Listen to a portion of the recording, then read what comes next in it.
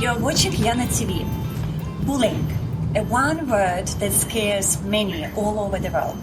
Cyberbullying, domestic bullying, bullying at school, bullying at the workplace, you name it, we have it everywhere. So how do you deal with that? How do you respond to bullying while staying true to who you are and not becoming the bully in return? Our guest today, Karen Clarke, comes all the way from Australia. Yes. Right, all the way from Australia. So she will be sharing with us her insights on this topic. And Karen is the author from Bullied to Brilliant, international speaker. She is confidence and performance coach that helps adults and children to develop life skills and resilience. From Bullied to Brilliant is the result of Karen's 20-year journey of personal discovery and professional research to find a solution to feeling bullied, helpless, and intimidated.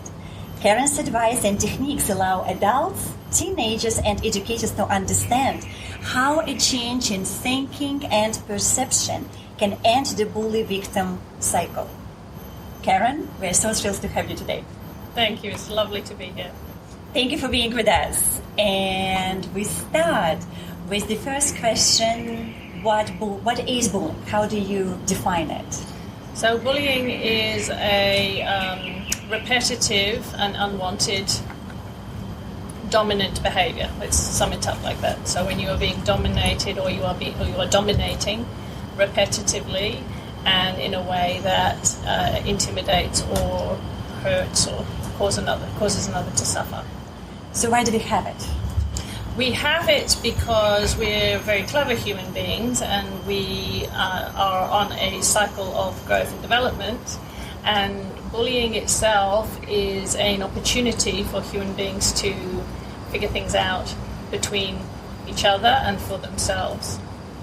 So what do you actually teach people about bullying? So I teach people that bullying itself is not bad. Firstly, I'd like to point out that I don't talk about physical bullying, because physical bullying is abuse and needs to stop. So we won't discuss physical bullying. If you have physical bullying in your home or in your school or in your workplace, you need to take steps to have that cease, and that's outside of my work. My work is for the moment that you have managed to contain or managed to get someone else to help you contain, for instance, if you're a child, the situation, and then you want to work on your own personal growth and development. Why did you decide to work in this area? What is your story there? Okay, so my story is when I was young, I did struggle with bullying at school. However, that isn't really the focus of my story. I moved to Africa when I was 15 and found myself in a very challenging environment. It was a new language, a new culture. I was removed from all my friendship groups. I went with my family, but I felt I was 15 at the time, and it's a fairly isolating age. I found that very difficult, so I got to experience another culture in a way through the eyes of somebody who was fairly submissive, and I needed to discover aspects of myself within that environment so that I could be comfortable and strong. And then when I moved to Australia and had children, I realized that putting children into school, I also wanted to be able to teach them how to deal with difficult people, deal with challenging environments. But there was very little available to me to support my kids at that time. Now, by then I was already a life coach and working with people who were suffering and struggling with relationships. And the sum total of my life story, my past, my children's experiences, my husband's experiences, extended family experiences, I'd managed within that time frame to amass a lot of information that was really useful to people who were struggling with abusive relationships. And I was able to successfully help my children, who are gentle people by nature, navigate through school. And as I was realizing the effectiveness of my work, I felt compelled to put it into a book, because ultimately... This is the book, by the way, right? From Bullied to Brilliant. Yes, thank you. Because ultimately, the work that I do saves people from going over the edge into perhaps deeper and darker situations than they need to, and I felt compelled. I had to put this book into the world. So could you share with us just a few main, I guess, key messages, right? So, of course, we want the people get and read the book. But before that, if Yes. someone has an experience of being bullied, what can you do in this situation? Well, firstly, when you feel bullied, you tend to make it all about you. We very quickly blame ourselves. We will automatically blame ourselves for bullying. So I teach people about the mechanisms of bullying. So the way I explain it in a simplified form is we have human relationships. Now I've described this as expressive and impressive personality types because that's the easiest way for me to explain it. So an expressive personality type, in a sense, everything that goes on inside of them, they put out into the world. And an impressive personality type, everything that goes on in their head, they tend to swallow or hold on to. So when these two personality types meet, which is very common because they're attracted to each other, that's all well and good when they're both healthy and happy and fine. And there's a bit of pushing and throwing, you know. But when you get an unhappy expressive personality type, and an unhappy, and I mean, by unhappy I mean insecure, lacking in confidence, lacking in self-belief, traumatized, and an unhappy impressive personality type, and they meet, the expressive personality type doesn't know how to hold back, so they'll push. And the impressive personality type doesn't know how to stand up for themselves, so they cede position. And the relationship falls very quickly into an extremely toxic and painful relationship.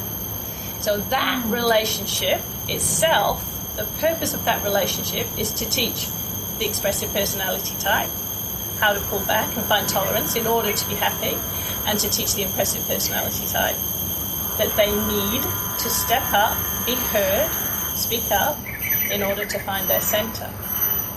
I get the message and the idea how it works. So what would be maybe like one or two tips for both sides? What can they do?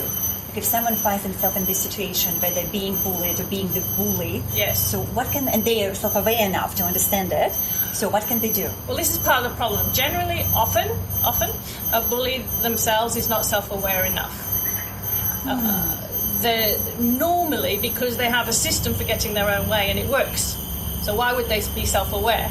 They're trying to achieve something, they're getting a result, so why would they change? So more often than not, the bully themselves doesn't really feel like changing.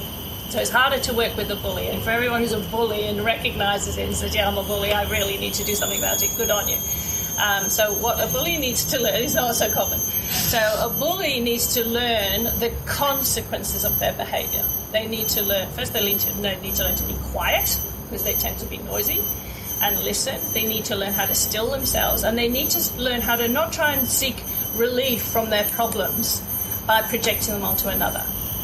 So they're trying to sort their problems out by putting them onto another human being. It doesn't work. Makes them more unhappy. Makes everybody more unhappy. So their job is to learn how to find happiness without needing someone else to fill that gap. You'll also find with a bully that they will be a jealous personality type quite often. And jealousy drives a lot of our toxic behaviours. Jealousy, I think, is one of the worst emotions when it comes to managing self. And for a impressive personality type or a victim, in this instance, they are incapable of healing this person. See, the impressive personality type tends to think, if I concede enough, if I back down enough, so it's a school child, if I back down enough, I'll be popular, I can join the popular group and I can have friends. So if I do exactly what I'm told, I'll get friends. That's not true. And in a marriage, they think, oh, if I do what my partner wants, then the relationship will be comfortable. But it's not. It's here. So an impressive personality type needs to learn how to access their own sense of self, their own confidence, their own power, and they need to do some work. But they need to recognize that it's not the fact that this person is in their life. It's not this isn't their reality. All this is showing them is that they have some work to do. It's not who they are. It's just a muscle they need to build up. That was wonderful. And just to add on my side, just some tips for those people who recognize being in this situation and they're looking for some extra resources, how can you actually heal yourself, how you can express in a healthy way what you're feeling. I would say at least 3 modalities that I came across that are really, really good. So it is dynamic meditation, inner guidance process, and Hoffman process. You can just Google them. They're very accessible. They're done in many countries. And it's a really easy way to heal what needs to be healed, to express what needs to be expressed in a constructive way, and to build up what needs to be built up in a strong way. Yes. Well, like you said, there are lots of ways of doing this. I feel that when you find yourself in that relationship in any shape or form, whether it's at school or in the workplace or in the home, in any environment, it's simply a pointer, it's a flag. So that's part of my work, is to take the shame out. It's not embarrassing to be victimized, and it's not embarrassing to be a bully any more than it is embarrassing that I can't do like 50 push-ups. I haven't got the muscles. I'm working on it, but I don't have the muscles to do I cannot do 50 push-ups either, so it's okay. No shame in it. No, I can't do the push-ups, but I know that I can do work and build the muscles up. It doesn't mean I'm a weak person or I'm doomed to never be able to do 50 push-ups. If I want to do the work, I will get the muscles. So all that this shows you is that your muscles are not yet built. So the bully, in a sense, has not built the muscles of compassion and empathy and tolerance and perhaps personal responsibility. They haven't built those muscles, but they're there. They're ready to be built. And just as a victim, the same, is sitting in this position saying, why me? No, why is a terrible question to ask. Don't ask why you. Why you is not a good question. It's not going to help you. You're not going to learn anything. Well, this person is doing their journey. You're doing your journey. So what question is better to ask instead of... What? What shall I do? What do I need to do? I need to do something. So what can you do? You can get a personal coach. You can read some books. You can get some therapies. You can go and get some guidance and healing, whatever modality. You can use prayer, your church. But make sure you're on the journey of building up the muscles that you need to form healthy relationships, and understand that unhealthy relationships simply come from a lack of muscles. You also mentioned a very strong word, which is shame. Shame, yes. And we don't talk in our society often about shame. No. So let's talk about it a little bit. Yes. How do you define shame? Like, what is shame, and why do we feel shameful, and why is it more important that we cannot talk about it usually? Because it's embarrassing, because we're ashamed. No. Okay, shame is a really interesting concept. Shame is a little bit like guilt, in the sense that they are learnt emotions. We're not born with shame. Mm-hmm. We adapt and adopt shame into our lives. So babies are born naked, quite happy to run around in the nude, touching each other's faces, putting their hands in anything, and we are taught that that's wrong, that's bad, you must cover up, you mustn't touch, you mustn't say this, you mustn't do this. So we build these layers of shame, and that depends on our culture. But we're also taught that we need to be strong. So it's embarrassing if you cry, it's embarrassing if you are the kind of person to submit. So we don't want to say we're submitting. And we also don't want to say that we're getting our way through intimidation, because then we look like a bad guy. So we're ashamed of our behaviors, but it's not healthy. It's very normal. Every parent on the planet has tried to bully and intimidate their child into eating their green vegetables. Like, we all do it. I do it. My kids are the first to step up and say, Mum can be really mean. She could really push. It's a normal behavior, and it's fine. So my husband is a very expressive personality type. He loves to get his own way. He's very physical, very active, very dominant in a way. And I tend to let a lot of things slide. But that's fine. That's relationship. That's marriage. That's family. That's my children the same. I have one daughter who's very dominant and 2 boys who just kick back and cruise. It's fine, as long as it goes like this. It's only bad, and by bad I mean unhealthy for us, not bad as in you're a bad person, when it's allowed to run too far, it's allowed to go too far. And that's both the responsibility of both parties. It was Mahatma Gandhi that said, "You cannot hurt me without my permission." You cannot hurt me without my permission. Oh. And sometimes when I'm talking to students, I do a presentation to a school, I'll say, think about it. Think about if we bring anyone up from the stage to try and call me names or make me feel bad. You know, if I called anyone up, we don't do it because it's not fun. But they can only make me feel bad if I agree with what they're saying. And I don't. So all good. So that's one thing. It's really important to understand that people cannot make you feel bad unless you agree. So it's the agreeing with what they're saying that's your problem, not the fact it's being said. Karen, I have seen you on stage, and I have seen you sharing your journey, and I know that you're kind of on a mission to make a change. Yes. So, what would you like to change? My deepest mission is to bring peaceful practices into the world. I want to make the world more peaceful. I feel as though we have forgotten a lot of our basic wisdom, our basic intuitive knowledge about relationship, about each other. The work that I do, I feel, is common sense, so I call it uncommon sense these days. I feel we have forgotten. We're trying to find ourselves in technology or in drugs and alcohol or in excessive behaviors or in any kind of movement. We seem to be moving faster and faster away from our center, away from that which we really know. And my mission is to bring that knowing back into the world. I really want to be a voice for peace, a voice for everyday human beings who are just scratching their heads and confused about why life feels so uncomfortable for them. Well, it's kind of to continue on that. You know, what would you like your legacy to be in the ideal world? Okay, my legacy in the ideal world is that parents of children at school understand how to interrupt bully and victim behaviors, because it's just a question of interrupting it and redirecting the behavior and helping. It's a very simple process. It really is truly simple to help a child move away from that mindset and to shift behaviors.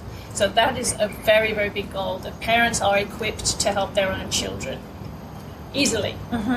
My goal is then also for the adults who are reading or understanding the work that I'm doing through me or through anybody else. I don't really mind, but to understand their own personal responsibility, their own ability, and take charge of their environment, their relationships, their sense of self, and become creative. I feel that we are lost. We're so lost in bad relationships that we lose our creativity, we lose our spark, we lose our energy.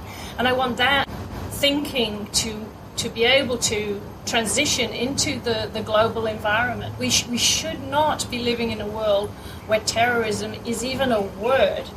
It's enough now. We live in a world where people are accepting behaviors and thinking that are so far removed from humanity and our essence that we are clearly doing something wrong. I want to be that voice. I want that to be my legacy. Thank you so much. It's my pleasure. And on that note, that was Karen Clarke with us today. And if you're out there and you feel you're being bullied or you're the bully, take some steps. That's all from responsibility and awareness. And together we can create a peaceful place for everyone and a world that works for everyone. So just step up, speak up, be true to yourself, and thank you for watching us.